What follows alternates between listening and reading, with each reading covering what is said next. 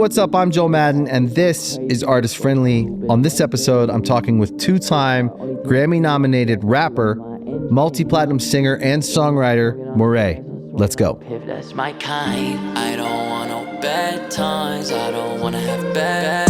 Yeah, that's crazy. How's it going? Goddamn, I was just talking about you. All right. Oh, yeah? Hope it was all good. Nah, it's all great. I'm Good. trying to tell you, bro, you was a part of my early childhood going, Really? hey, what? Early mornings, get ready to go to alternative school. Yeah. Good Charlotte, come on MTV. Yeah. We outside. That's fantastic. No, that's crazy, bro. That's good. Nah, that's crazy. He really here. Yeah. I'm happy you're here. Nah, I appreciate that, bro. I appreciate you coming. Yeah, I don't know if it's the weed, but like, it's like. It might be a little bit of both. This kind of fire, bro. Like, shit. I feel like that's how life's supposed to feel. Yeah, good. It's the only way I want to live. That's how I live every single day. Yeah, I can tell. Yeah, I don't celebrate 420 because every day is Yeah. 420. Every day is 420, isn't Every it? day. That's why you don't celebrate Valentine's Day, because every day is you supposed to be doing this shit every day. You're supposed to be. Come on now. If you're like us. Come on now. If you're like us. If you're smart. Yeah, if you're smart. If you're smart. And you have a joy for living, No, I do. you know? Yeah.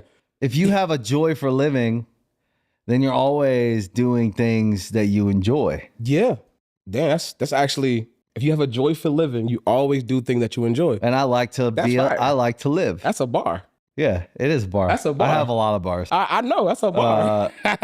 The truth about life is that most people don't reach any level of enlightenment. So they're stuck in like almost like the prisons of their own design. Nah, for You sure. know, like it could be poverty, it could be drugs, it Mental. could be mental, it could be any kinds of addictions. It Yep. could be anything that has a negative effect on your life versus a positive one. Yeah. Because you could be addicted to great things. You could That's be true. addicted to working. Mm-hmm. Like you work a lot. I'm addicted to working. Yeah. Like the studio for me, I ain't gonna lie to you, don't seem like work to me. Right. Like I can really be in that motherfucker 24 hours. And Exactly. fall asleep, wake up, keep doing music. Like, bro, like that's what I said. This shit don't feel like work. Like I'm sitting over here.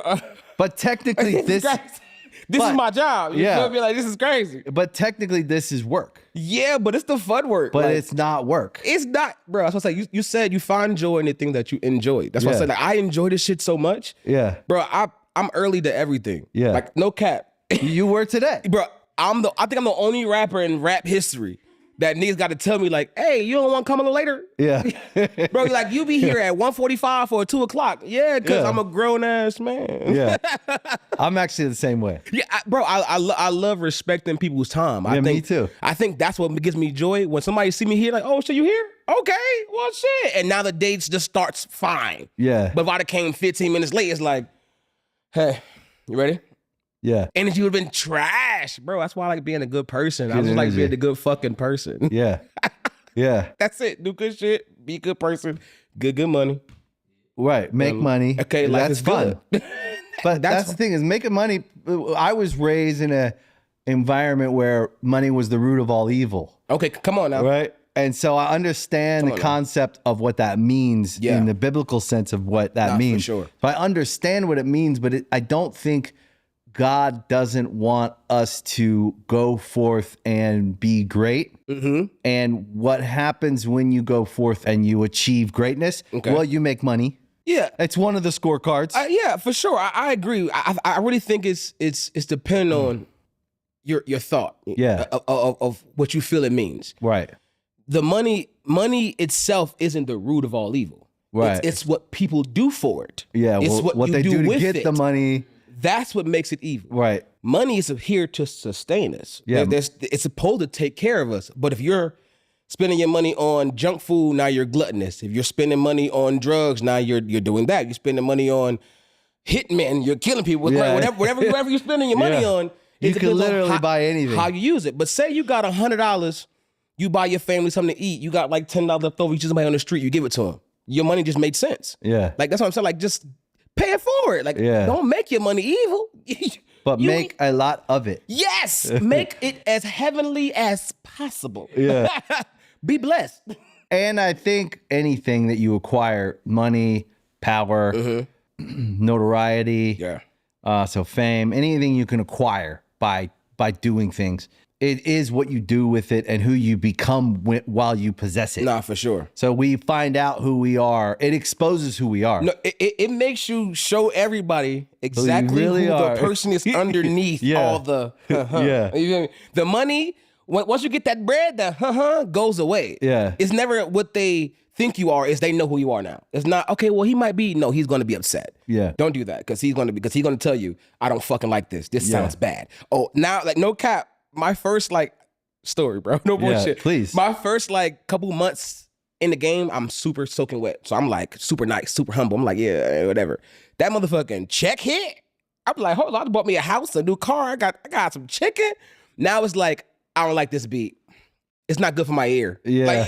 Like weird shit. Yeah. I'm like, nigga, it took me like a couple of months to realize, like, bro, get out of this nasty shit, bro. You a hood nigga. Like, go back to yourself. Well, it's awkward growing pains of coming into our own power. Yeah. That way we can have moments. Yeah. And I'm okay with moments because I've had my moments too. Come on now. Where I was like, I never felt important. I never felt powerful. I never felt. And now I do. And now I do. So how do I act? Well, and if you're around a couple of the wrong people, Yeah. and then you have a bad example, you know, you have your moments. And I think at the core of your being, if something doesn't feel right, you can't continue to do it. It's not sustainable. I mean, but I think it's a difference between abusing it and using it. Absolutely. Using your power to empower yourself is amazing. Using your power to empower other people is amazing. If you're using your power to say things like, they eating the dogs, that is the wrong way to use your fucking power. You feel me? But there's a way to really elevate yourself in your power and be like, you know what? I have so much that I don't have to step on nobody. Right. I can give it out and I can assert myself in different ways. You know what I mean? I think however you use your power, as long as your power is making you powerful without making people feel less powerful, you won. And my power is to smile in the midst of everything. Yeah. Whether it's bad or good, I may cry, but after that tear, bro, I'm back to being happy again. That's my superpower. My superpower is finding joy in the middle of everything. Yeah. I don't give a fuck what's happening. The world it's been bad. It's never been good. It's always been, So the worse it gets, the more it brings me to say, I trust me. Right. I trust God. I trust my faith. I trust my people that surround me. It helps me get stronger in my people and in what I believe in. Yeah. I don't care about it getting worse because I still feel good. I'm not tripping. I'm blessed. Yeah. And I'm happy. Yeah. I get that from you. Yeah. Appreciate that. I really like your lyrics. That's fire. Yeah. You're a good writer. That's crazy. Like, hey, this is clip. To me, it isn't just copy paste, run of the mill. This is what you say. Yeah.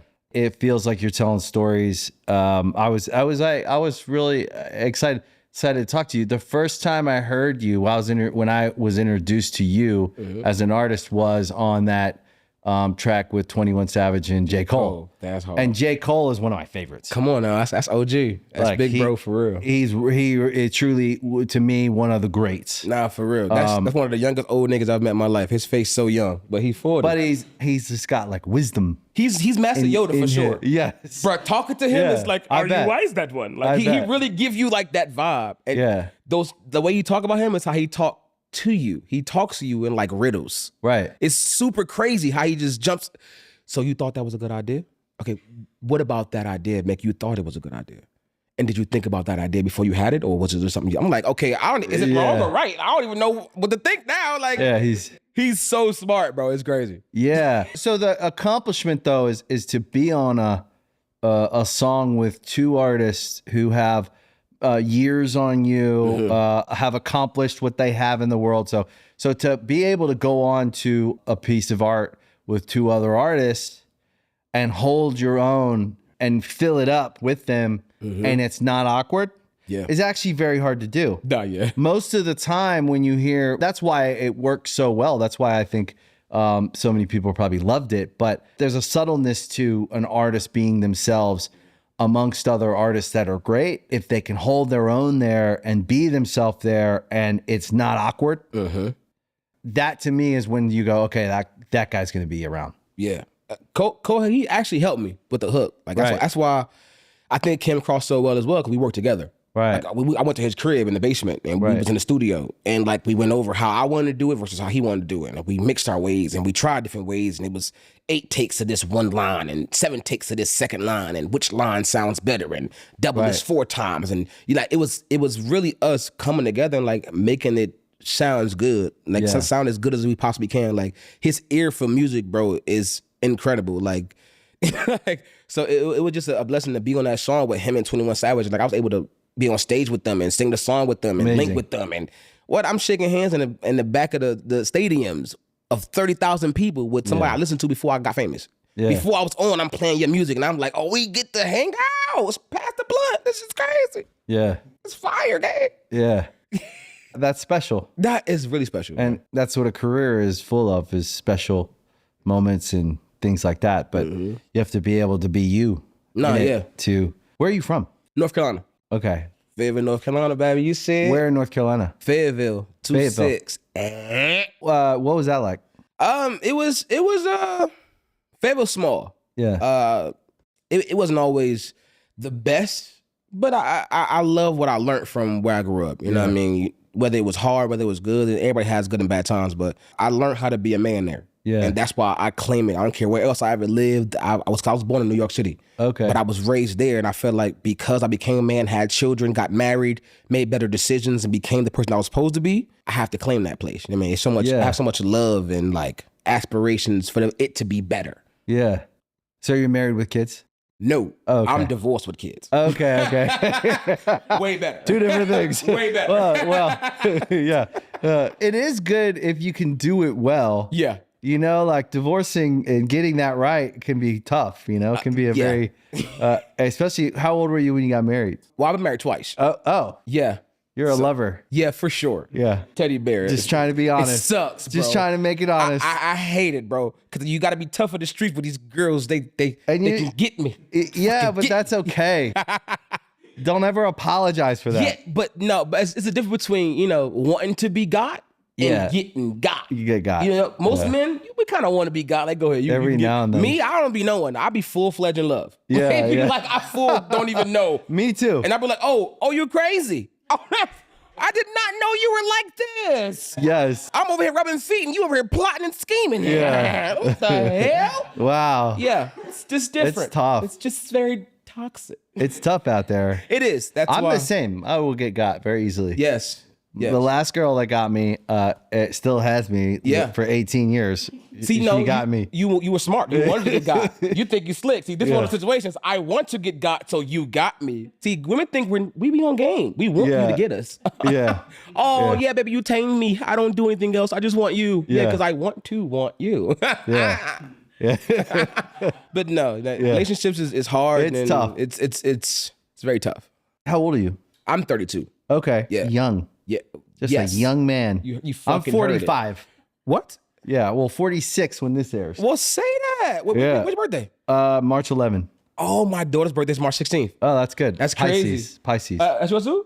That's probably why I fuck with you, bro. Morray, my baby girl. Hey, baby. Nothing like daughters. They'll change your life. I have a 17-year-old daughter. See, I have about to be 12 when this airs. Yeah. She should be 12. Yeah, it's the best, man. My daughter is number one. The best? It's hard work. It's like having another wife. It is. That's funny. Like, I was going to say that. When they're younger, it's cute. When they get older, it's like, oh, you're demanding. Right around crazy. Right around 12, 13. I'm here. It just turns and they suddenly start bossing you around.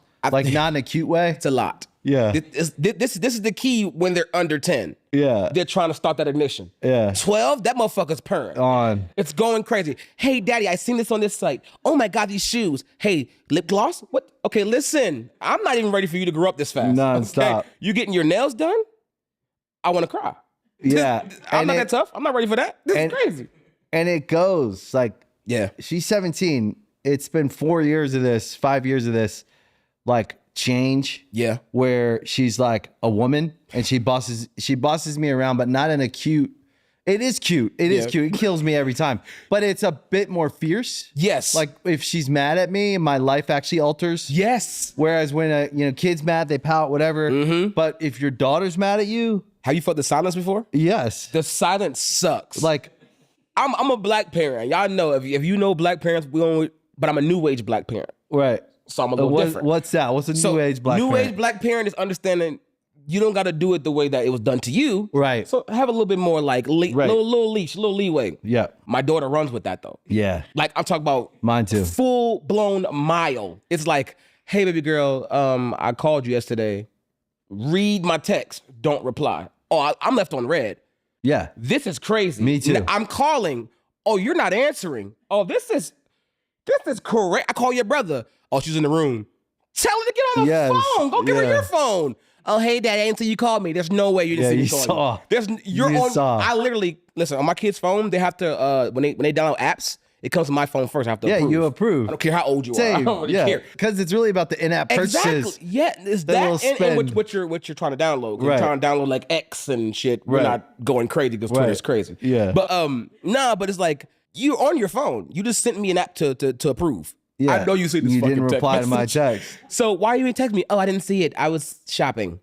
And then when they do text you, you're like, oh my God, that's so sweet. And then it's like, boom, hey, can you get me? For sure. it's never, bro, my daughter asked me when my birthday was, right? Yeah. For one, you don't know, it's sad. I won't say anything. Okay, I told her my birthday. She was like, oh, okay, I'm trying to figure out if you got enough time to get me something so you can worry about yourself. And then so you were being sweet enough to say we're farther enough apart for you to get a bigger gift. Yeah. And you don't want it to affect my birthday. Yeah. That's thoughtful. I don't know what. Only daughters. Thank you. Only daughters. Yeah. I appreciate your kindness. And yet we love them. Yeah. What? I mean, it's my baby girl. What? That's my stank of butt. That's the thing is I don't know if she realizes anytime I get in the way of her plans or her it's more my concern. Yeah. Just want to know where you're going, how you getting there. Yep. I want to make sure everything's good so that I can not be 10 times more worried than I already am going to be no matter what. That's true. And the tug of war is always like, why are you even questioning? I'm not questioning. I trust my daughter. She's smart. Mm-hmm. She's good. She is good. But I still want to know where you're a dad. That's it. It's in our blood to be like, where are you? Because there might be crazies around. Yeah. It has nothing to do with what you're doing. Nothing. I raised you. Yeah. I know you are locked in. Ain't no switching up. We're good. Yeah. But that boy who I didn't raise may be off his rocker. Yeah. I don't know if his mother or father raised him right. Who knows? Maybe he's a put something in a drink person. Yeah, maybe he's a kidnapper. I don't know who this guy is. That's how we think. Chad, Brad, lad, his dad didn't teach him shit. Yeah. Okay? Stay away from mine. Yeah. That's why we're crazy.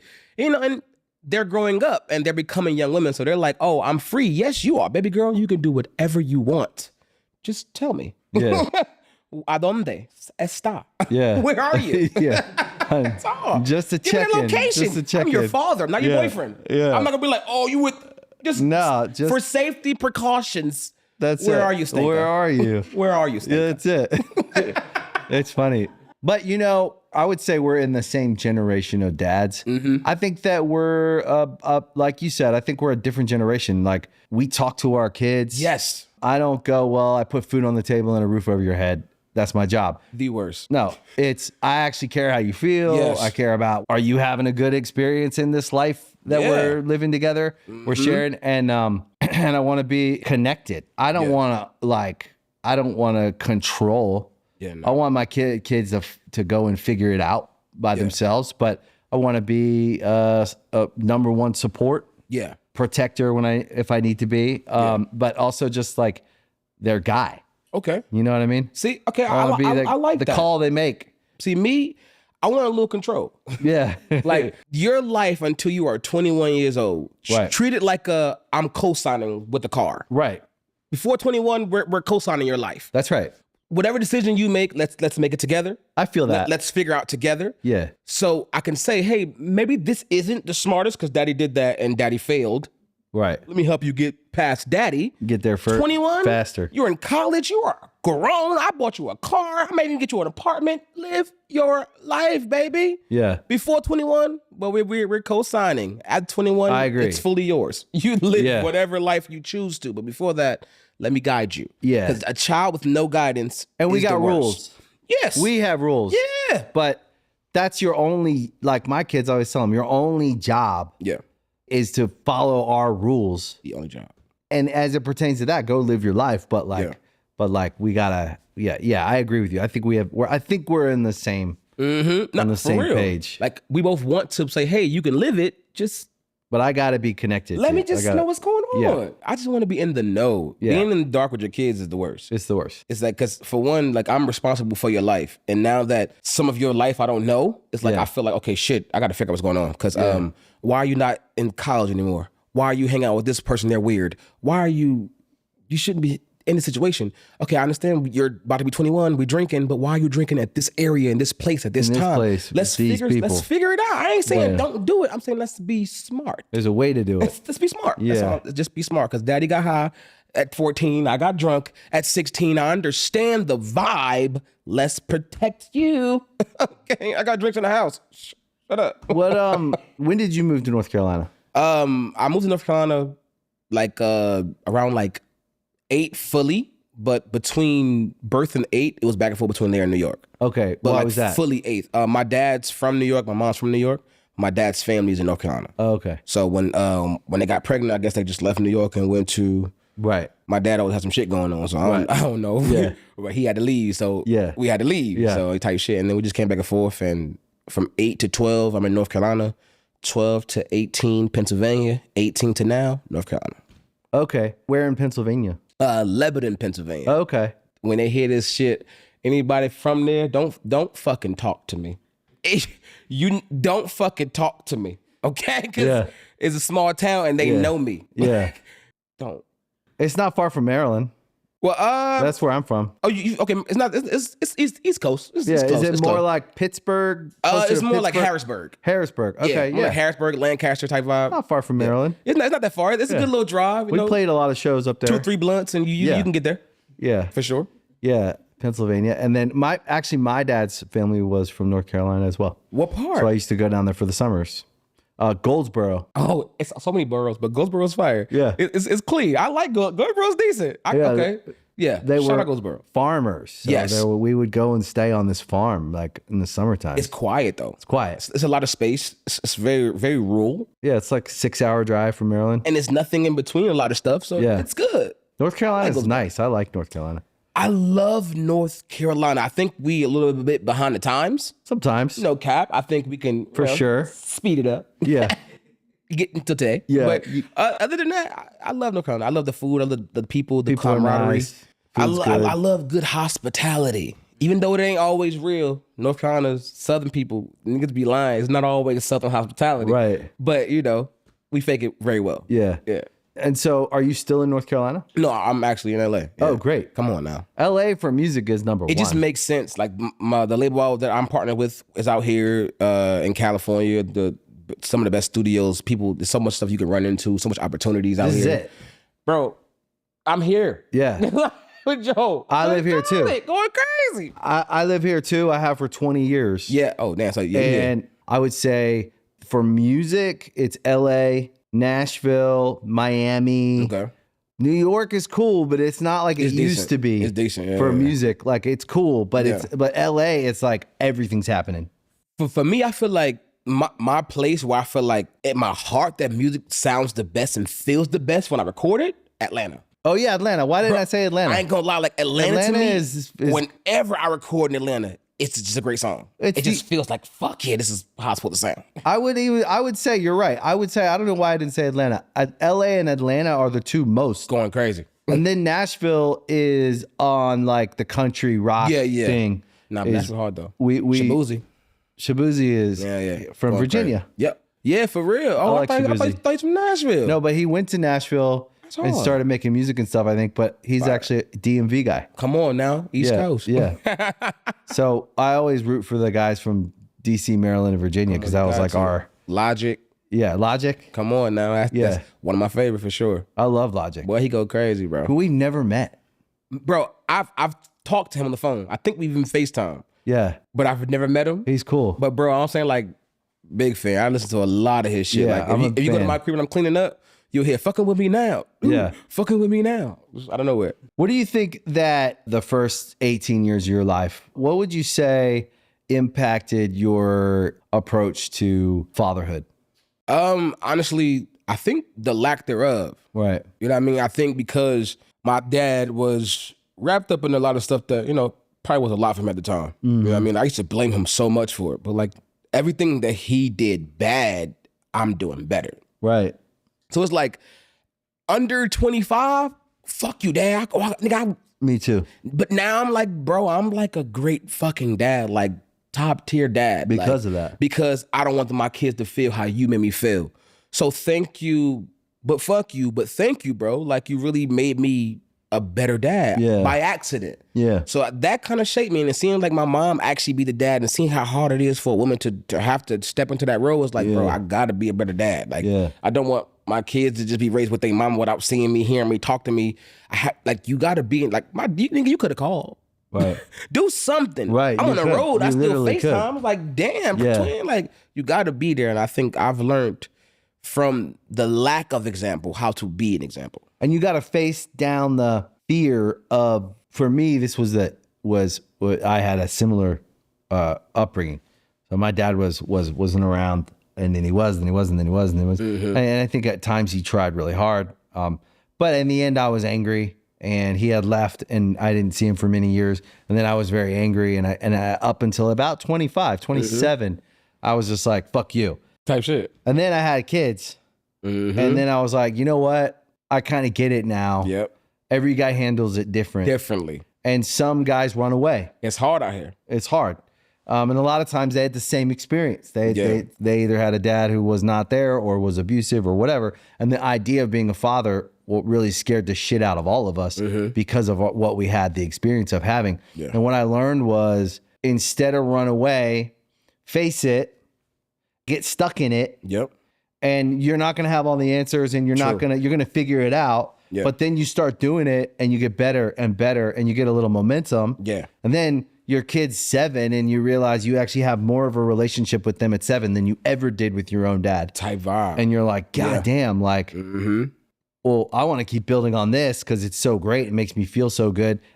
And I'm always thinking, how can I do a better job? But it carries over into our work, though. So what I found is, because of my kids, I've made choices that were long-term better for my life. Yeah. And you will. And then then you get on a different track, because you're not cutting little corners. You're not doing little bullshit things. And you're starting to live a bit more of a life that has a lot more integrity than maybe grow up. Right. And so then you get momentum in that, and you find yourself actually succeeding in your career. Yep. Because of the kind of man you are at home. Come on now. Where you're like checking in your kids, you're FaceTiming, you're doing whatever you have to do. Whatever you have to do. To connect with those kids, to make sure they know that you are doing it for them. And that you're there. Come on now. And I think it's as simple as that. As I tell other guys, like everybody's in a different situation. Someone's divorced, someone's not divorced, maybe they should be, and they're fighting all the time with their wife. That's the worst. And there's all different situations. But the kids, I learned myself through my own, my own kind of like come to Jesus moment, where I could have gone that way or that way out of just fear. Yeah, I was gonna stick in it and just try to be the best I could do. Yeah, and you build momentum in that. But the key is just connect with the kids and make sure they know that you're there. I also think that in a marriage, I think a lot of the problems happen when the husband and wife forget that they're the most important. Yeah. And then the kids.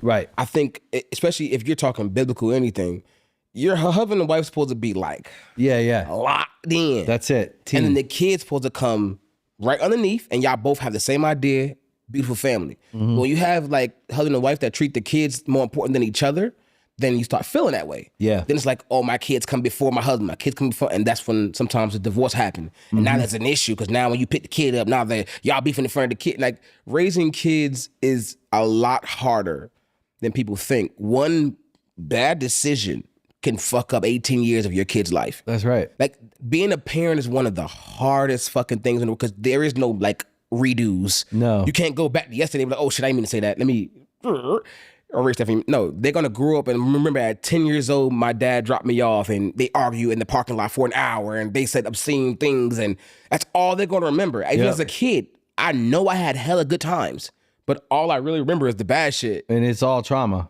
All I remember is trauma. I don't remember like going to fucking parks and being pushed on the swing, but I remember people being pushed and being hit and cursing and screaming and that shit fucks you up. Dysfunction. I don't remember nothing good. So you have to leave your kids with memories that they can grab onto, because they're only going to remember the bad shit. It's from 7 years old until they die is when memories count the most. Yeah. If you're saying I've been in my kid's life from 5 years old and under and I was there for y'all, they don't fucking remember. Right. By 9, they don't know who you are if you're not showing up in their life. Kids have fast memories. That's why they switch shows so much. Or kids understand they like one thing and they stick to it. That's why they watch the same fucking movie all the time. You have to learn your kid, how to raise your kid, and not being there just isn't an option. It's just not an option. But we understand, like, as men, how hard it is. So when we see the guy who can't show up, whatever it is in him, that I feel for that guy. Yeah. Because he's missing out. But I tell people, look, hang in there until 16. Yeah. Watch what happens. When your kid's 16 and you've been around and they know you, it's the best they friend in the become your world. best friend. Yeah. And they are truly like, you want to hang out with them. Yeah. And it just gets better and better and better. My daughter's 17. She'll be 18. Like, it just keeps getting better. Yeah. She's cool as shit. She doesn't always want to hang out with me, which is fine. But when we do get to hang out, I fucking love her. She's dope. She's just cool. Because that's your oldest, right? Yeah. So she's you. Yeah. That's why you fuck with her. Yeah. My daughter's the middle She actually child. is me. My daughter's my middle child, but she's the most like me than any of I have 2 boys. Yeah. My boys are not like me. Yeah. My daughter, it's so crazy. Yeah. I kind of don't like it, but love it. Cause like, you see this demeanor, I'm super cool, but there's when I get upset, it's like, okay, damn, this is not the same dude that we just was talking to. Yeah. That's who she is majority of the time. Yeah. So that's one thing I don't We all got to have that, though. my baby is different. Yeah. I love you. I love you, Lily. I love you. But it is interesting how most of us go one of two ways. We come up in an environment where we don't have a model. Yeah. And we do the opposite. Or we come up in a house where we don't have a model and we do the same. Yep. And you get to choose one or the other. You can either use, some people wear it as a badge of honor. Yeah. And it's like, I grew up without a father, or I grew up in a hard place, and that made me this way. And I think I don't think there's any value to trauma. Yeah. I don't fucking like it. For sure. I understand people have to kind of like live with it and own it so that they can. It's unavoidable. Right. But everyone's going to have some trauma. Gonna have something. Yeah, some have worse than others. Yeah. And it does make us who we are to some degree. Yeah. But I've always said I am who I am despite it, not because of it. But that just showed you that it made you stronger. Yeah. We have to go through something. Yeah. Like, no, I am a Christian man that lives a normal life. I may smoke, I may drink, but I love the Lord. But he still told me, you're going to go through some things. Yeah. You can't be strong if you don't go through things that make you stronger. How can you be somebody that says, oh, I learned a lesson, if you ain't go through nothing? You ain't learn nothing. Even in school, even if you never went through nothing in your life, but the hard lesson you did was having to study for a math test. Right. You still learned that lesson of how to study and be diligent for that math test. So it told you something in life. Or if you're somebody that got to deal with drugs, take care of your family. It may be different spectrums, but that's still 2 lessons you had to learn. Right. You got to go through that trauma. Some people use the trauma as an excuse. Oh, well, my daddy wasn't there, so I ain't there. No, it's supposed to shape you to be better. You supposed to go through downfalls, so when you get up, you like, shit, I just came from, now I can be as happy as I need to be because I was just here. Now I'm here looking to go there. And once you get here, it's like you get to appreciate all that was here. I just like to always progress. So anything that got to do with progression, whether it's trauma or not, like just appreciate that shit. Yeah. Like, bro, I'm sitting here with you after 4 years of being nowhere. Literally sitting on the couch, thinking about shit. Tripping, bro. Like wanting to put out music, label shit, going crazy. And now I'm putting out a project and now I'm happy. People are responding to me.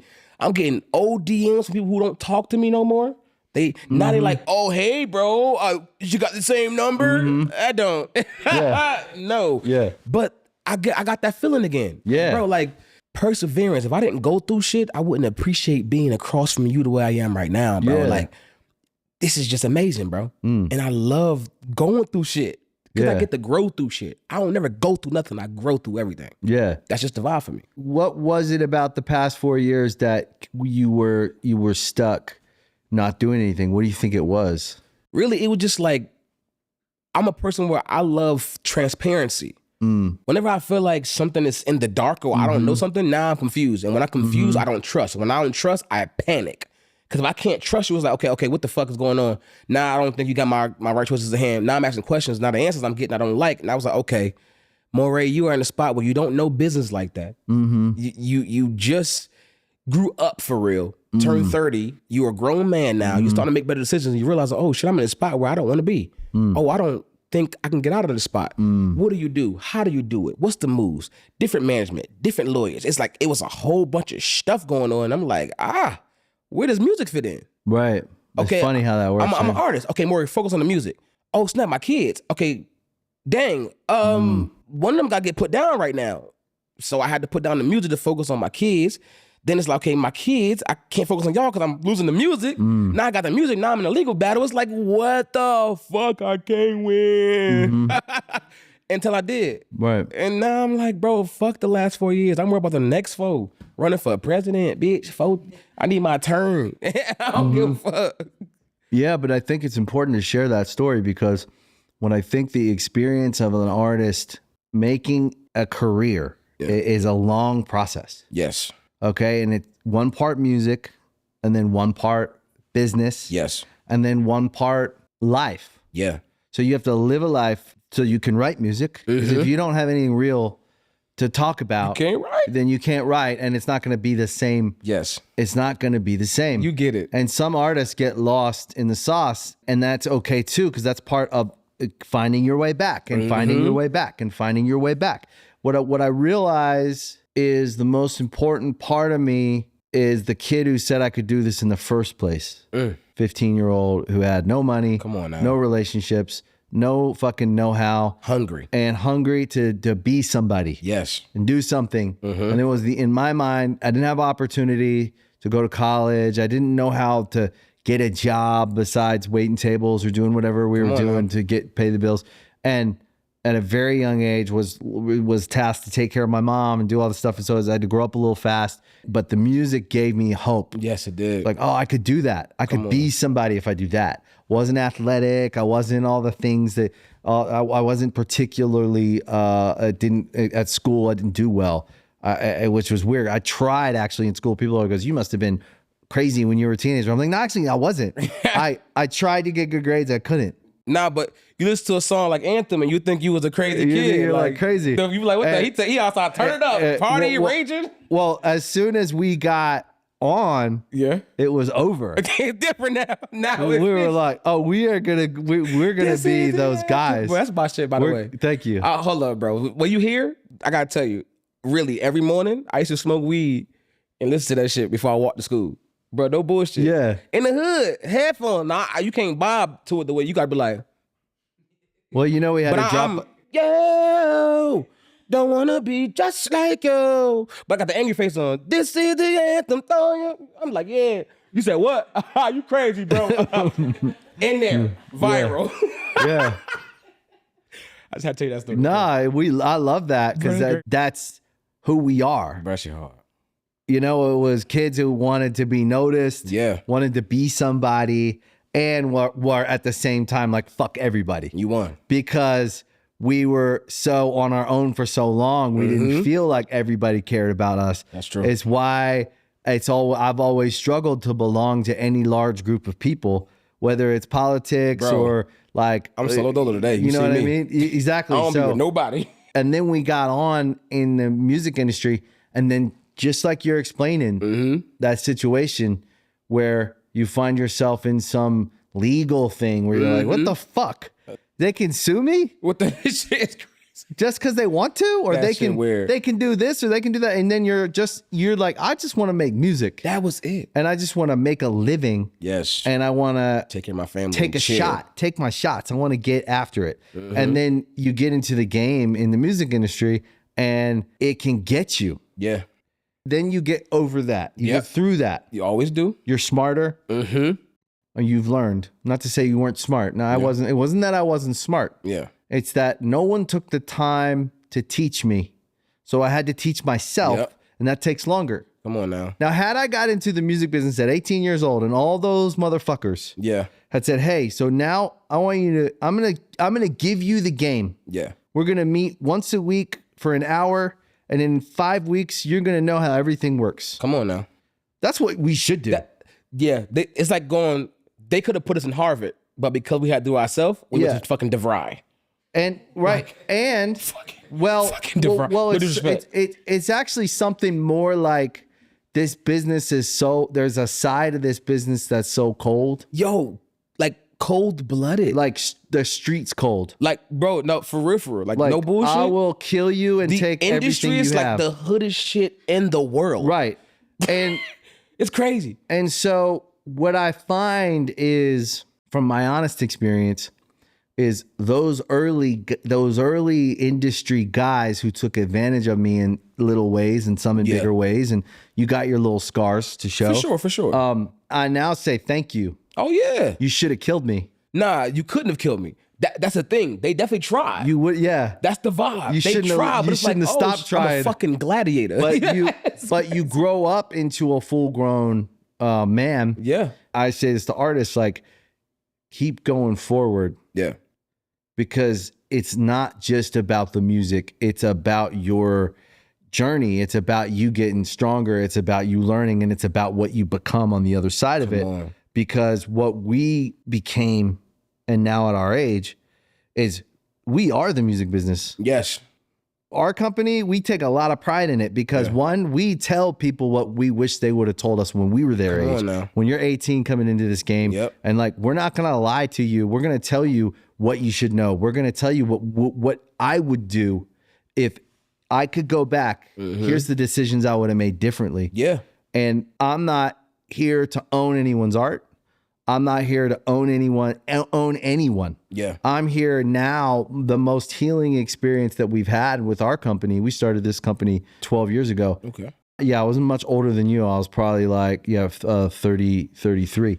So it coming off the same kind of experience you just had, you know, going through some hard things where you're like, what the fuck? How is this even right? How can these people hit me up like this when all I want to do is make music? That's it. And then somewhere we turned a corner and went, oh, fuck it. We can do whatever the fuck we want. Yes. So we started a music company, and then we said, what's the values of the company going to be? Because we didn't even know who's going to even fuck with us. And it was, let's just be the guys we wish we would have met. Oh, that's fire. And let's try to help people get there faster. Come on now. So that they know what their power is, what their value is, and hopefully we help artists build careers that they're proud of, where they own more than they don't. Yes. Masters and shit. Yeah, and publishing and all that, so their deals are smart, but also build lives that they want to live in and not kill themselves. Yeah, bro. You know what I mean? That's the dark part about the industry. Like that people don't really get, that you can work yourself so fucking hard and give yourself some goals that's so hard to obtain that you feel like you're never going to reach it. And now you're stuck in a limbo of, man, I don't want to be here no more. Yeah. We got to avoid getting there. We got to start being a little more comfortable as musicians. Like, I am comfortable and proud of my art. Put it out. If you're happy with it, be happy with it. I think it's a lot of pressure with being an artist where I'm in the room with people like you saw people, like you say, you help people out with their business and want to get them to do better. There's artists who don't have that, but got major labels, right? Yeah. Majors, but are dicks. Yeah. Go in the room, put on facades, and be people that you don't want to help, but get the most help. But the people who are helping, it seems like they don't have the bigger platform they need to actually help. You know what I'm saying? Yeah. I don't know if that makes sense. I don't know if I'm rambling, but it's like you have big ass platforms who don't want to help nobody, who don't care about nobody, and ones who can be just as big if they had just enough voice. It's just crazy to me. No, it makes sense. What I find a lot from my experience, what I see industry wide, is there's the gatekeepers and the middlemen, and then I think you have artists who are successful. Yeah. But at the core, they're terrified. Yeah. Of not being as big. Yeah. See, the difference with me that I learned is I was big. Yeah. And then I was not as big. And then I was maybe big again for a minute, I had that roller coaster ride. And then one day I just got off it and said, I don't fucking care how big I am. That's what I'm saying. And I just want to put my music out, right? That's what I was talking about. Exactly. But then anytime that I believe you experience a negative like vibration from someone is fear. So it's even if they're the biggest artist in the world, they have rings and rings of people around them to protect them. Yes. And I get why they do that. Yeah. I see that as the larger the group that enters a building with one artist, the smaller they look to me. That's how I see it. The older I get. That's true. Whenever I see a guy walk in with so many people, I go, wow, he's so scared. Nah, look, I never thought about that. Like, the hood niggas so be like scared. What the fuck? I got 40 niggas with me. I'm like that. Well, yeah. That makes so much sense. Listen, I can't be alone in the room with you. Yeah, because I'm because nervous. I'm scared. Yeah, that's true. So I got all these people with me. I'm not dissing. I'm not saying it's not. Some people could argue they need it for security. I understand that. You could also hire really great armed security professionals and have a serious, like legit. I would say this.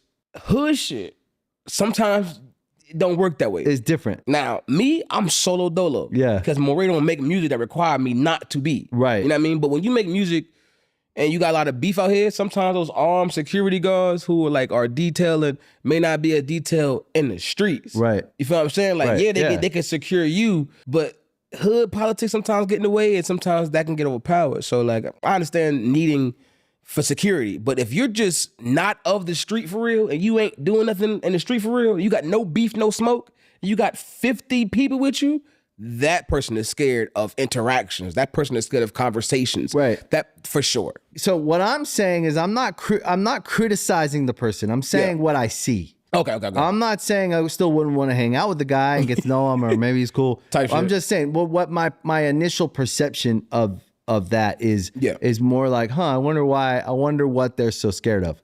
That's how I see it. I don't know, because scared is... Because it's not just rap either. It's not. I think some people like to have the camaraderie. Right. Whether it's rap, whether it's rock, whether it's country, you're going to see people with people. Right. It just having people around make things better. And I think if you're somebody who, like I said, who comes from a place where the people around you have protected you for your whole life, I'm probably never going to leave you guys. Like wherever I'm going, because I know before this you were there. So now you're here. So those I understand, you know what I mean? But like I said, like me, I'm a peaceful person. I don't really come with like a whole bunch of antics. It's like, I like being who I am, and I understand that I can protect myself too. Just because I'm by myself don't mean I'm by myself. Right. I mean, she's close. You know what I'm saying? And then plus these work. So it's like, I move with respect too. So it's like, when I feel like I'm walking around the street, if I see a fan, if I see somebody who know me, I'm gonna take the picture because I would take it regardless. Right. If I'm in the studio with a bunch of rappers and I'm by myself, man, I'm gonna treat you how I would treat you whether I got 30 people or by myself. Sometimes the energy is different without those 30 people. Right. Sometimes when 30 people come around, it's like, what's up, dog? Yeah. 30 people gone, it's, oh, what's up, man? How you feeling? Yeah. Bro, I thought you was big gangster. Oh no, it's my persona. Oh, that's your... So this your real voice? Yeah, I've been being me this whole time, but you not you. That's funny. That's what I don't like. I don't like when it's the entourage there. Oh, you the biggest, toughest guy in the world, but when they're gone, now you want to be friendly and do TikToks with me. Like, it's kind of crazy. Yeah. You were just a shooter. It's weird. Yeah. And at the same time, I've been around a long time and been in a lot of studios with all different kinds of artists, from rockers, rappers to pop stars to everything. I get it's overwhelming. You get thrown into this thing and you just want to keep swimming. You want to keep your head above water. You want to keep competing. Gotcha. And you got all this stuff going on and you got all this, and like, I get it. That's why I'm not one to criticize. Yeah. I try to understand what they must be going through to be needing to roll the way each different way. You could ask too though. Yeah. Sometimes. I guess you could. Real quick. Why you got 30 people with you? Isn't that expensive? You just like it? Do you pay for all this stuff? Yeah, like who's paid, who's not. Simple as look. Next time you see 30 people, we're like, hey, real quick. Hey, can I just... Okay, I know you're the leader. Real quick, why you do this? And just see what he say. He might be like, shit, I don't even know, bro. Just be chilling. But then some, I see different groups rolling around and it's a business. Oh, yeah. Like, it's a whole business. Mm-hmm. Like, when Wayne was in here, he has a whole company. He has a whole business. He's got people doing stuff. and he's literally working while he's Lil Wayne, right? Yeah. Yeah. He's working. He's better. That's Lil Wayne. He goes in, he answers a bunch of questions, he tells it, and then he comes back. We have a talk just like this, and then he's back to work like on site. He's got a Sprinter, like an office, and he's working nonstop. Yeah, I need that. And I was like, I actually picked that up from him. I'm like, I need a home office that I roll around in. Oh, a rolling home office, an RV somewhere would be fire, bro. Just have like an RV set up, just move along with that shit. That's all right. He also needs protection, but it's quiet. Like you kind of notice, like, oh shit, there's definitely a couple guys here that will See, you know. Wayne is he's older too, so you know Wayne he move a little differently. Like he's an OG, not old, but older OG. Been so around he not a loud mouth or like I got these guns on me. No, I'm Lil Wayne, more probably like Wayne now. Is very elegant. Yeah, he aged very well. Yeah, his music is aged very well. He's smart. He moved like a boss. Yeah, he's one of my favorites. 16 artists. Lil Wayne. Different. May would have had like the whole Noya projects out here like going crazy. When we were touring in the 2000s, we definitely had a lot of guys with us. It's a different vibe. Younger, you want that. Young 20s. But even rappers you see now that's like older in age, they may have 5 people with them. Right. Like you ain't seen them. You age into like some kind of like. You age until you're pack. It's like, oh, I start with 30, but in 5 years, I'm going to have 3. Like a strong 3 out of this 30 that's still here because they add value. You start realizing when you get older that a lot of people in the group not adding value, they're just taking from. There's something there's something very elegant about a tight, small group that moves into a place where you're like, Cheerio vibes. Those guys are serious. Yes. But like, there's an elegance to it. Yeah. It's friendly. Yeah. But also kind of like. It's only a bunch of friends that you can talk real life with. Yeah. Now, there's friends that you smoke with, friends you go out to hang out with, drink, there's vacation friends, and then there's your real friends. They may not all click the same way. Like I have a group of friends that will never click together, but I get bits and pieces from everybody. I got friends I talk to about music, friends I talk to about business, friends I talk to about bullshit, and friends I send memes to. It's just like you just choose. I place people. Yeah. I think that's all. I think nowadays people don't know how to place. They're trying to place everybody in the same friend group. No, you know they're not gonna get along. This nigga like anime and this person likes French films. They're not gonna be cool. Yeah. That makes no sense. Yeah. Keep your pockets. Yeah. That's it. Let's talk about Long Story Short. Yeah. Come on now. How long did that take to make? A lot of the songs I've had for like 2.5, 3 years. Okay. And then a lot of the songs, well, half of the songs I made like recently within the last year. Right. Just, recollecting what I've been going through and just wanting to really just tell my story in the shortest way possible without missing anything. You know what I mean? And I thought 12 songs was enough. I love 12 songs. Come on now. 12 is my magic number on an album. For verses 2. Yeah. That's my shit. Yeah. Dose is incredible. Yeah. It's a great album. Thank you, bro. I appreciate love it. that. It feels a lot more gospel. Come on now. To me, which is it's nice. It's nice like right now, I think. Yes, it's a needed. little gospel. Mm-hmm. Did you grow up? Of course. Like in like church? Yes. Okay. Brother, listen. So did I. When it comes to my pop upstairs, that's my dad. Yeah. You feel me? I talk to him like I talk to you on like bad day is Pop. Today was really crazy. Like I did this and did that. Listen, I just need you to forgive me real quick and just if I can start fresh tomorrow. That's how I feel. But to me, it feels like gospel should feel. Yes. There should be something raw and real. And I think great gospel is super raw. Yes. People telling stories of their own failures, their own moments in life, their own experiences where they needed God. And that to me is the gospel that actually, those are the stories. I mean, you pull from biblical. Everybody in the Bible been through something. Yeah. Every like, disciple got some. Peter shit. was aggressive out here fighting and cutting niggas. Yes. Matthew was a tax collector being weird. It's Right. like you gotta find. John was a drunk. It's like, bro, you gotta. And Mary used to give it up. You know what I'm saying? Like, bruh. Yeah. We all. Everybody's surviving. You feel me? Yeah. This life is about making it. Yeah. I don't give a fuck if you make it just to work. You made it. It's all it is, man. Get up and pick that shit up. And I like that the church had taught me to be me. My church always told me the mantra is come as you are. Right. Give a fuck who you are, what you've been doing, what you came from. when it comes to God, when it comes to faith and religion, just come as you are, bro. I used to be a different nigga. Yeah.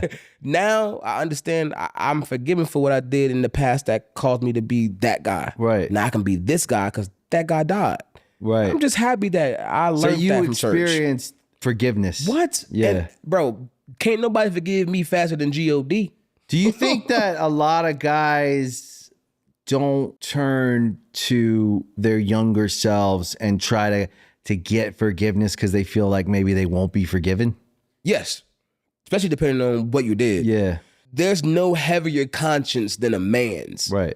Not to discredit women's conscience because I don't want no smoke. Right. Well, you can only come from the experience but from a man, being a man. We're not as expressive. Right. As far as like, oh, I'm going through a bad time right now. I want to boohoo cry. And we just go through it. It's just like, yeah, shut up, take it. Shut up. Yeah.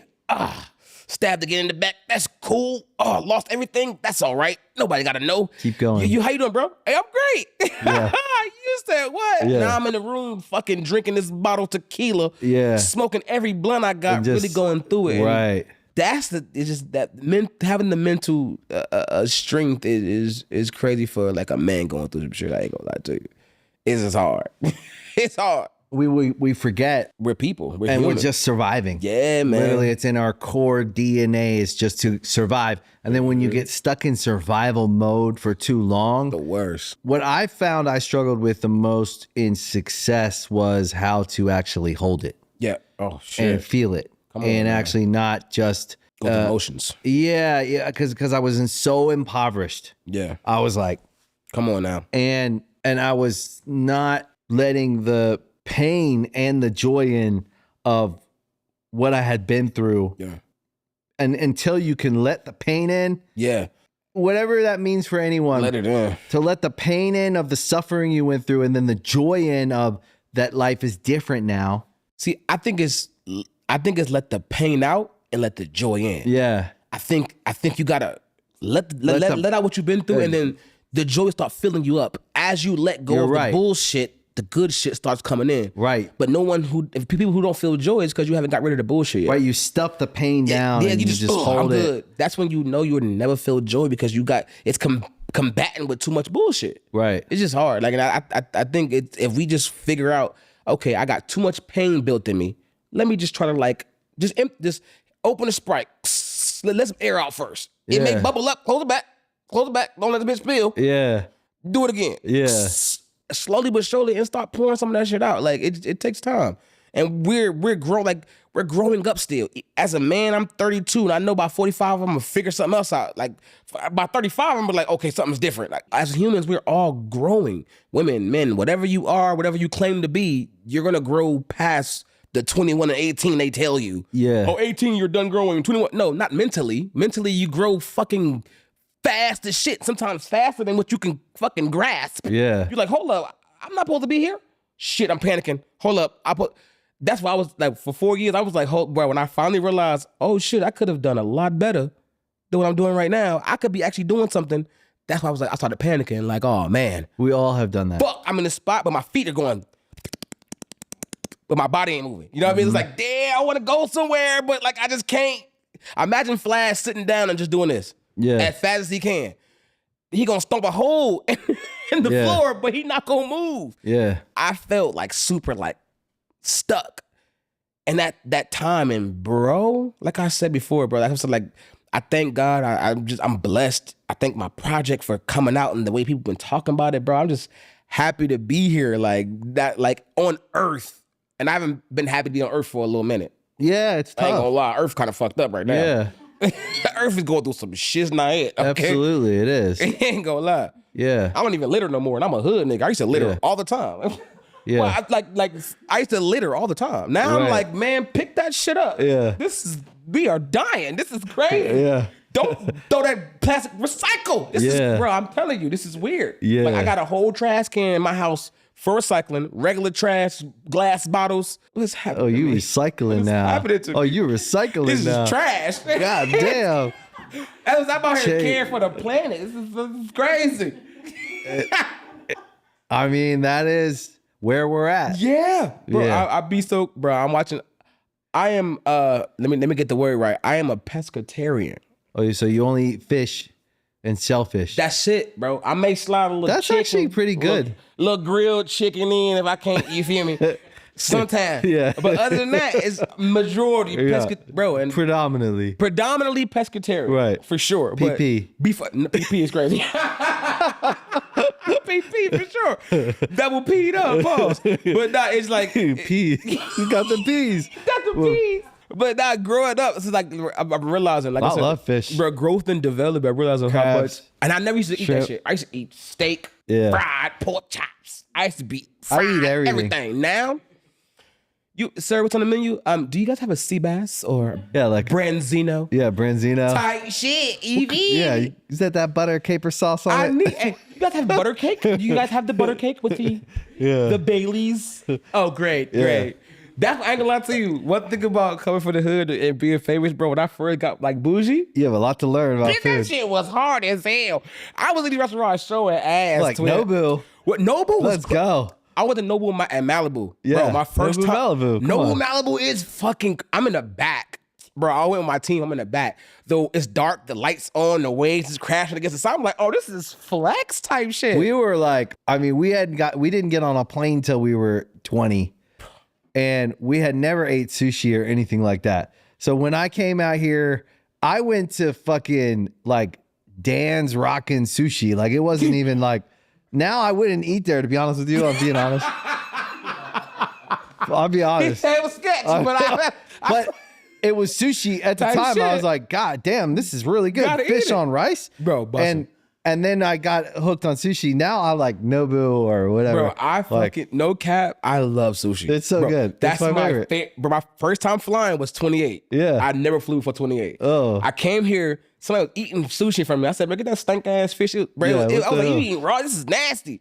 Bro, I'm at a meeting at, damn, where was that? I don't know where we was at. We was at some little restaurant, I think Tao. Yeah. We was at Tao. Yeah. And it was like, oh, we got sushi. I'm like, eating that shit. Well, we got a whole bunch of food set up. You're meeting these people. I'm like, cool. So I start trying little foods and shit is good. They're like, oh, damn. I said, let me just try this little sushi. I don't even fuck with this shit. And I'm looking at it like, ugh, this shit look nasty. Yeah. No chopsticks because I ain't know how to use them yet. Fingers, straight fingers. Yeah. Pick that little motherfucker up. I was about to eat it. My homeboy said, wait. Better put some goddamn soy sauce on that shit. Yeah. He said, boy, you eat that shit on that soy sauce. He said, go hit you hard. It's your first time. I did that motherfucking soy sauce, little dab. Changed my life. Now, Life-changing. Sushi, I'm eating all kind of sushi. Crab, shrimp, tuna, salmon, with rice, no rice. We're sushi experts. Sashimi. Going crazy. Give me all that shit. We're What? sushi experts. Me, I need the my soy sauce. I put a dab of the wasabi, stir it up. Yeah. You feel me? Piece of Squeeze a ginger, little break it lemon, up, bro. leave it in there too. Let a it little sit. lemon. I ain't think about that. Try that. Let it Next sit for a time. little second. Yeah. And I'm a beef with chopsticks. Okay. I'm a beast. I'm gonna give you a couple little sushi notes. Come on. Okay. In the soy sauce with the wasabi, I do the same thing. Squeeze some lemon. Okay. Trust me. Okay. Come You on won't now. be sorry. I got to. And then the other sauce you have to get. What sauce? Ponzu. I fuck with ponzu sauce. Are you sauce. crazy? I only do ponzu. I only do ponzu. Sauce is crazy. Everybody misses out on ponzu. Eel sauce too though. Like eel sauce is good. if I got inagi, I need eel sauce. It's a little. It's like dessert. Yeah. But Type shit, yeah. ponzu. Yeah, ponzu And is then yuzu paste. I never had that. Yuzu paste? Just ask them for a little yuzu paste. I got to. Nah, And then when you have white fish, what is yuzu paste? yuzu paste is like a berry. Okay. That's spicy, but it's not like wasabi. It's a different kind of like Spice. It's almost like a citrusy spice. Okay. So if you do yuzu on a white fish with a little lemon and salt, Come on now. and then a little ponzu, it'll blow your mind. What? I like the little orange eggs. Yeah, the Bro, you put the that row. shit. Bro, that shit be going crazy. I ain't Yeah. gonna lie. Bro, my first time in LA, I got bougie as nigga. I started drinking like boba tea. Yeah. Boba time. I Yeah. was fancy as shit, my little big straw. I'm like, Yeah. I just drink boba. First time having Starbucks, I was 28. Yeah. Bro, I used to hate on Starbucks. I'm from the hood. I ain't eating that bougie ass shit. That Okay, shit- so one of Now, these days, going crazy. One of these days, we got to go have sushi together. Bro, we gotta do it, bro. Yeah. Bro, I'm telling you, I'm gonna show you my chopstick skills. I'm nice, bro. At my crib, I got my own chopstick plate it got my name engraved. I got it for my birthday because they know I love sushi, bro. My birthday had a big ass sushi. That's my favorite. I love sushi, bro. I eat this shit every day. Matsuhisa, Nobu. But I did get sick one time. I had it 5 days in a row. You can't eat it that much. Yeah, no. Yeah, I went to the doctor. He was like, hey, brother, you can fuck around and get parasites. Don't fuck around and eat this raw shit. I said, oh, you can't eat that much? That's you got to crazy. pace yourself. It's like a once a week type deal. Yeah. I didn't know. I was busting And that shit every day. I don't know if this is actually real or not, but it's a tradition that I've kind of just taken on because of the exact thing you're talking about. After every meal, me and my brother and his wife, my wife, sometimes she doesn't really like believe that but I'll do a shot of tequila after. Come on now. And then supposedly it kills I'm a sake any person. bacteria. Yeah, sake while you're eating. Bro, but we think that a shot of tequila will kill.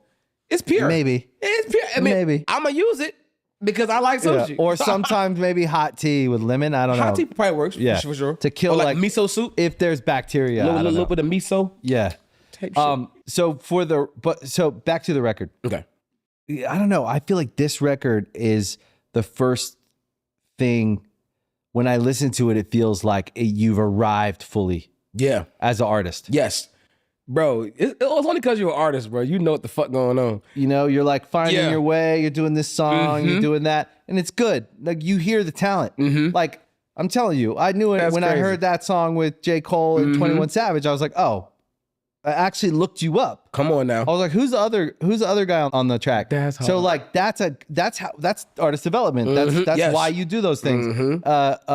Aside from also just working with artists you admire, I love 21 Savage. I love J. Cole. So if they called me, I would go too. Come on now. You know what I mean? For sure. So, but this album feels like a brand. It feels like you've arrived with your sound, your brand, and I also think that, and I don't know how you classify not that you have to, but I do think that there's a gospel opportunity that hasn't been addressed in a long time. Yeah. Like I think good gospel music and with like a modern gospel or even gospel adjacent brand is interesting in a world full of people kind of all doing the same thing. You bring like unapologetic point of view with the gospel thing that it feels like there's a purpose. It feels like there is some, like this record feels like it's a one part gospel record to me. Come on now. That needs to be called that. Yeah. So that's, guess what I'm saying is like when I grew up with a lot of gospel music. Yeah. And I really liked it when I was a kid. There was something really comforting about it. And soothing and healing. Yeah. And it was something that it was one of the things I actually thank my dad for was music. We didn't have a great relationship, but he gave me great music. It was Motown. My dad too. Gospel. He's a rapper. Right.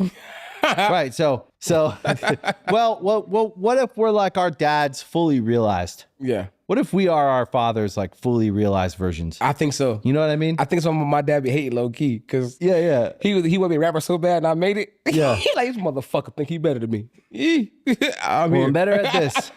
Putting it together and putting it out into the world is a lot harder than just wanting to be a rapper. Wanting it and doing it are two different things. And then surviving doing it is a whole other thing because it's also probably the most dangerous job in the world. Yes, it is being a rapper. Yeah.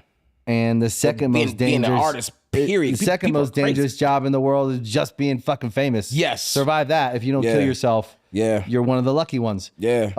But if you think about that, putting it together, going forth into the world and succeeding is a whole different, it's virtually impossible. No, it really is. And to touch on what you were saying about the project, like I had to go through that to realize my sound. And the fact that you said like, oh, it sounded like I found that shit made me feel really good because you're an artist and you know that shit is hard, bro. I ain't gonna lie. But yeah, I found my sound. I found Morray. I found my vibe. I found my flow. And this project was like my first run at saying, okay, finished product of Morray, here you go. And I the reception I'm getting in my DMs and the reposts by the world, I'm loving it. And it's like, bro, they get it. They're getting where I'm coming from. I'm not trying to harp on nothing or sound sad. I'm trying to be triumphant. Yeah. Bro, this is what I've been through. This is what hurt me. This is what brought me down to this level, but this is how I'm getting out of it. This is where I'm at now, and this is how I'm feeling. For the last 2 songs on my project is Good Day and Carolina. I'm letting you know I am happy now. And I'm from the Carolina, so I'm going to get through that shit, man. Like, we not tripping, you feel me? I'm a grown-ass man. So, like, when you said that, it resonated, and that shit made me feel real good that you got it, bro. That shit is crazy. I'm a student of music. Yeah. So I look at records and I check people out all the time. It's why I do this show. I love this conversation. I love the person behind The music and the brand, to figure out what they went through or what they did, because everybody listening is trying to figure out their own life. That's true. And everybody deserves a shot. Yes. To go do what they want to do and to try to be great. Most of the time we are discouraged from doing that, or we're sold a bunch of kind of like hot air. Yeah. No, the truth of the matter is you have to be in your life every day. You have to go forward. You have to try. You got to problem solve. You got to work hard. Yep. You got to believe in yourself, and you got to aim upwards and try, but you only get to be you. That's true. You don't get to be anyone else. No. So no matter how great that other guy might be, the other artist, the comparisons. I don't get to be him. That I think that's where human downfall is. Social media, as great as it is for pushing whatever narrative you want to put, it's great. It's terrible for the brain. It sucks when every day a normal person is seeing a celebrity and trying to be them. You work at Piggly Wiggly. This person is a multi-million-dollar recording artist. They got a fucking Bottega bag. You just spent all your fucking money on a Bottega bag. Now you can't pay your fucking rent. Comparisons is trash. Step into you. Be you. And own it. Be happy with what the fuck you got.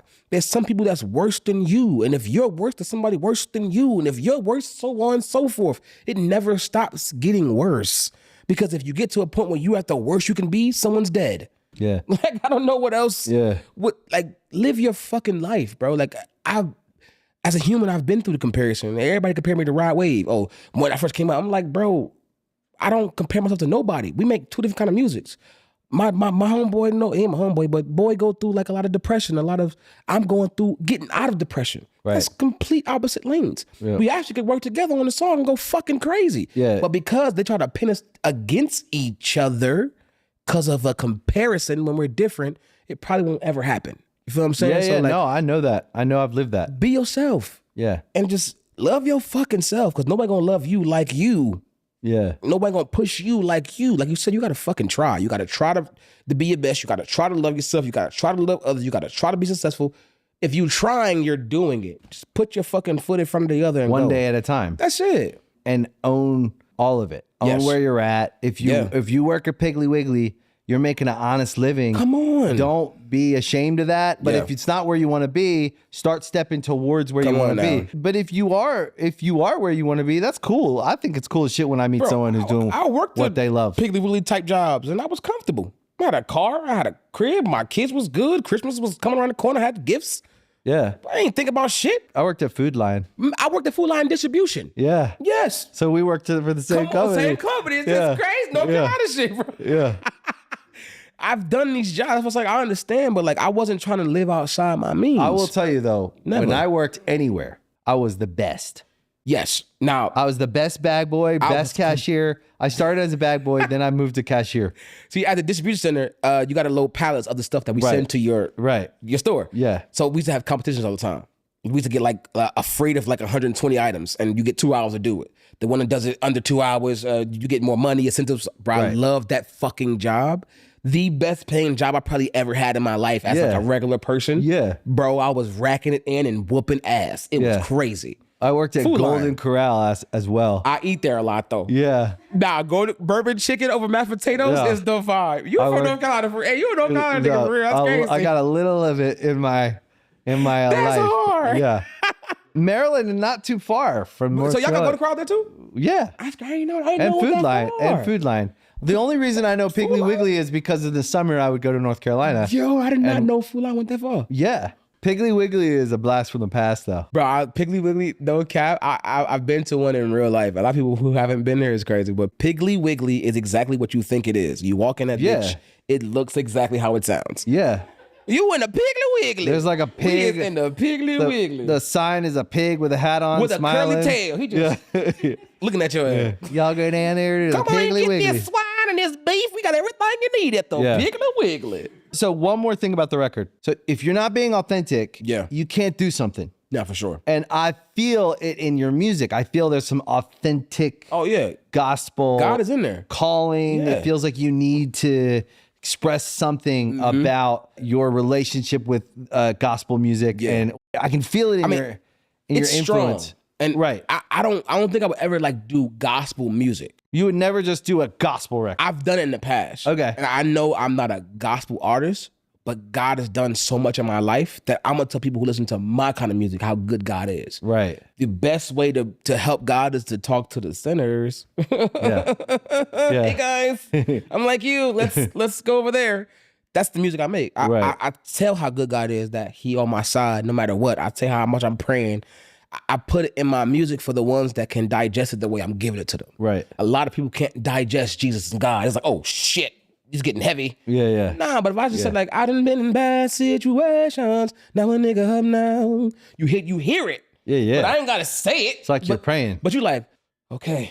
Yeah, because he just told me to tell you that. Yeah. I don't know who you are, whoever this song. When I write my music, it's my life and I write it for whoever can My relate. favorite song is FTA.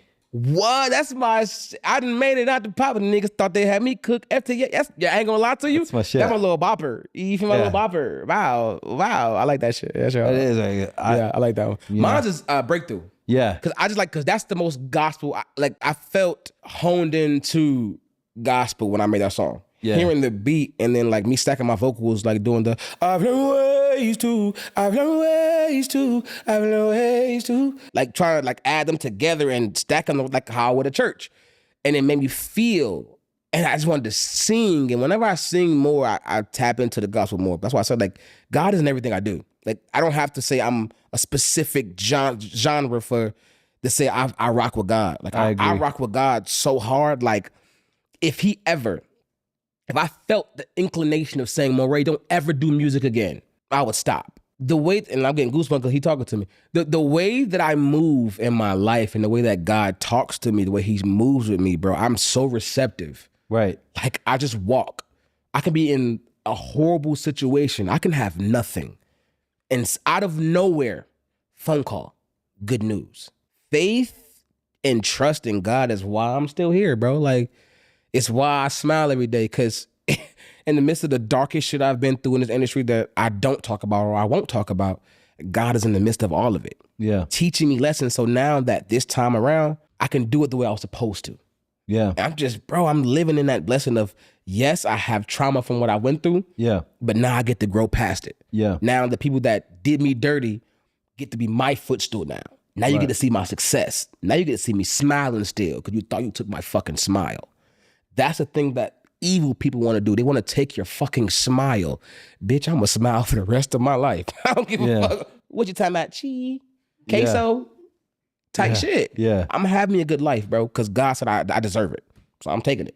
I feel the same way. We say it in our house all the time. Go forward and have faith. Come on now. Just go forward. That's it. And have faith. The key for my whole life has been to go forward. Yeah. Don't stop. Nope. And if I could give anyone ever any advice when they say, oh, how did you do this or that? And I'm like, I don't exactly know. I know that I went forward every day have faith. And I just figured it out. Mm-hmm. But I had faith that if I go forward, that the path would unfold. Yeah. And that as long as I go forward and I'm walking on the path that unfolds, it may wind, it may turn. Yeah. But I have to be moving forward. Yeah. And so any time in my life where I would say I made mistakes would be when I was stuck. Yeah.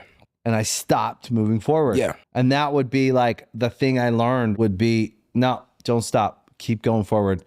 And it doesn't matter how far forward you get every day, if it's an inch or a mile. When you feel stuck, though, that's when you're not in faith. Yeah. You know what I'm saying? Yeah. When you're going and it's not stopping. Takes faith. You're on that path. Yeah. You're right where he needs you to fucking be. If it's okay, this is working. This is good. Oh, that's when you're walking in destiny. When you be like, what's my next move? What do I need to do? Oh, I feel anxious. Oh, you're out of the path. Hey, abort. You're following your own path. I learned that whenever I start thinking too much without my creator, I can't create. And if I can't create, and he can't create through me, nothing's get created. Now I'm stuck. I only feel stuck when I stop listening. I am attentive. My ears are open.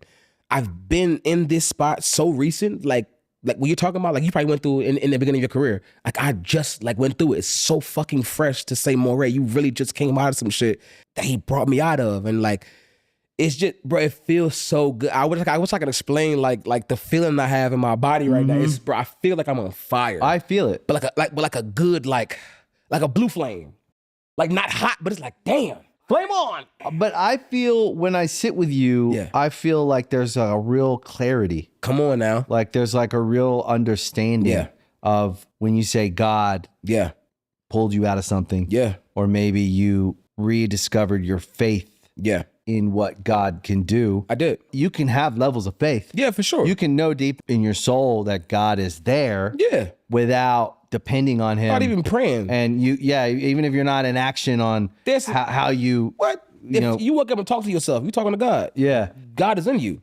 If you say, dang, I'm gonna have a good day today. He heard you. Your day gonna be good. But then suddenly something shifts and you go like your faith goes into action. Yes. And you start going like, no, I'm gonna put it all on God. I'm gonna rely on God. That's what Show me the way. That's what he wants. And you get up every day and you start looking for the way. I think I was already on the right path in the beginning. Right. I think the path he put me on in the beginning, I didn't have to go through what I went through to get here. Right. But because I veered off that path for the last 4 years, I was off the path. Right. It's so crazy. I used to say stuff and it used to happen. It sounds weird. No, it's not weird. I used to be like, yo, bro, I ain't gonna lie to you. I can't wait to like do a show for like 5,000 people. They're like, what you talking about? I was like, I just feel it. I just feel it. Like it's gonna happen soon. Next week. Oh, More, you got a show. What's the crowd? 5,000. Oh, that's deja vu. That's crazy. Yo, I ain't gonna lie to you. Cole did me for a song. Oh shit, I'm gonna song with Cole? Oh, okay. I need to go on tour with Cole. And then I talk about it. Now I'm on, like, it's like manifestation was going crazy. And when I stopped talking, like this is happening. This is happening. Now I'm like, I'm nervous. Now I'm scared. That started happening. Like once I started talking once my tongue started speaking death on my career and death in my emotions, and starts to happen. It started just falling apart. The music I was writing started coming true. Like I was saying, like how, and I wasn't sad. I had millions of dollars writing songs about being sad, and I wasn't sad. But I could just wrote my life. I'm trying to be sad, so my life became sad. The songs that I listened to, I'm like, damn, I said I was here, and I done came here. Speaking, the tongue is so powerful. So when I make music now, I understand that I can't talk bad on your life. Right. You're listening to me. So no matter what I say, I want you to hear a couple of things. Love yourself, love your pain, work through it, grow through it.